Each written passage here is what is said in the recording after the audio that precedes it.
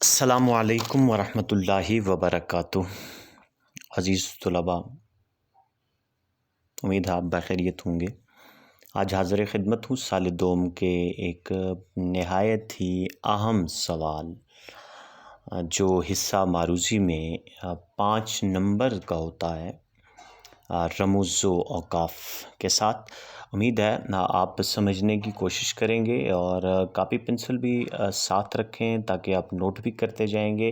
سب سے پہلے ہم لوگ رموز و اوقاف میں رموز و اوقاف کا معنی اور اس کی تعریف اور اس کے بعد ان کی علامات اور ان کی اشکال اور ان کی امثال پہ جائیں گے۔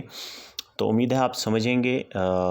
ذہن کو حاضر رکھتے ہوئے بہت ہی آسان طریقے کے ساتھ، نہایت ہی آسان میتھڈ کے ساتھ کوشش کی جائے گی کہ آپ کو بات سمجھ میں آ جائے۔ یہ وہ سوال ہے کہ جس پہ بچے پریشان ہوتے ہیں، حالانکہ پریشان ہونے کی کوئی ضرورت نہیں ہوتی، بہت ہی نہایت آسان سوال ہے جس کو ہم لوگ بڑا مشکل لیتے ہیں۔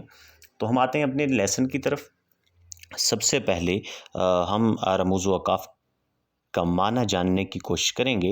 رموز اور اوقاف یہ دو چیزیں، یعنی رموز رمز کی جمع ہے جس کے معنی ہوتے ہیں نشانی کے یا علامت کے یا پوشیدہ بات کے، اور اوقاف وقف کی جمع ہے جس کے معنی ہیں رکنا، ٹھہرنا یا وقف کرنا۔ عزیز طلباء، یہ وہ علامات ہیں جو کسی بات، کسی عبارت کے درمیان بات کو مؤثر اور واضح کرنے کے لیے استعمال ہوتی ہیں۔ یہ علامات وقف بھی کہلاتی ہیں۔ اس کی آسان اور سادہ تعریف یوں سمجھنے کی کوشش کریں کہ یہ وہ ایسی علامات ہوتی ہیں جن سے یہ ہم بآسانی پتہ چلا سکتے ہیں کہ فقرے یا جملے میں کس جگہ وقف کیا جاتا ہے۔ اور یاد رہے کہ یہ علامات عبارت میں کسی جملے کے ایک حصے کو دوسرے حصے سے علیحدہ کرنے کے لیے استعمال ہوتی ہیں۔ اور عزیز طلباء، اردو زبان و ادب میں رموز و اوقاف کو بہت اہمیت حاصل ہے۔ اگر ان کا خیال عبارت میں ہم نہیں رکھیں گے تو ایک تو عبارت کا معنی سمجھ سے بالاتر ہو جائے گا، اور پھر دوسری چیز جس کا ہمیں سامنا کرنا پڑے گا وہ یہ کہ عبارت کا معنی بدل جائے گا اور ہماری بات غلط ہو جائے گی۔ تو سب سے پہلے ہم لوگ آتے ہیں علامات جو وقف ہیں، ان میں سے 14 ہیں کل جو ہم نے آج پڑھنی ہے، اور سب سے پہلی علامت پہ آتے ہیں، وہ ہے سکتہ۔ آپ کی سکرین پر سکتہ یا وقف خفیف، اس کی علامت کو، اس کی شکل کو ظاہر کیا جاتا ہے۔ اور یاد رکھیں کہ سکتہ مختلف اسما کو الگ الگ کرنے کے لیے لکھا جاتا ہے۔ یہ سکتہ کی علامت وہاں پر استعمال ہوتی ہے۔ مثلاً ہمارے پاس مثال ہے، ہم لکھتے ہیں کہ اسلم، سکتے کی علامت آ جائے گی۔ طاہر اور مکرم آ گئے۔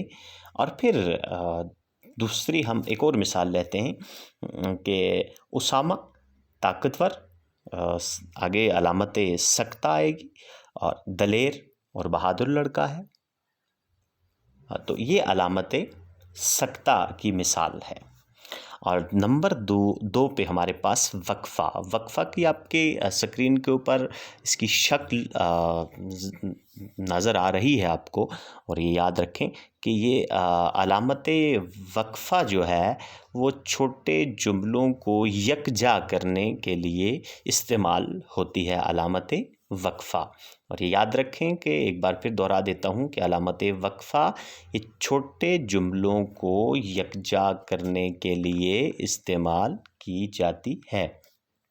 یعنی مثال ہے ہمارے پاس کہ اگرچہ وہ غریب ہے، آگے علامت وقفہ آئے گی، لیکن خوددار ہے۔ اور پھر ہم دوسری مثال لیتے ہیں کہ دودھ صحت مند غذا ہے، علامت وقفہ یہ طاقتور ہے۔ نمبر 3 ہمارے پاس ہے